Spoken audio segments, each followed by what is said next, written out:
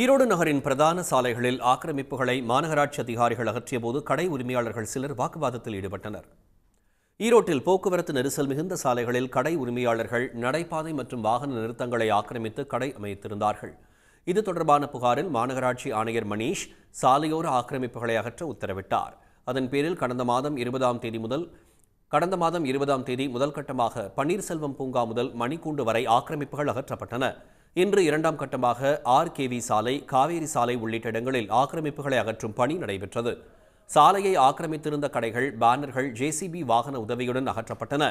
அப்போது கடை உரிமையாளர்கள் சிலர் பொருட்களை பத்திரப்படுத்தி கடைக்குள் எடுத்துச் சென்ற நிலையில் சிலர் அதிகாரிகளுடன் வாக்குவாதத்தில் ஈடுபட்டனர்.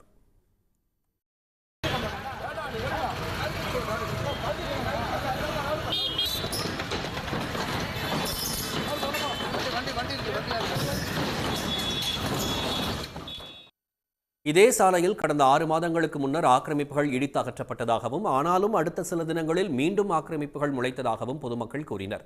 எனவே சாலைகளை ஆக்கிரமிக்கும் வணிகர்கள் மீது கடும் நடவடிக்கை எடுக்க வலியுறுத்தினர். உடனுக்குடன் செய்திகளை தெரிந்து கொள்ள சன் நியூஸ் பெல் ஐகானை கிளிக் பண்ணுங்க.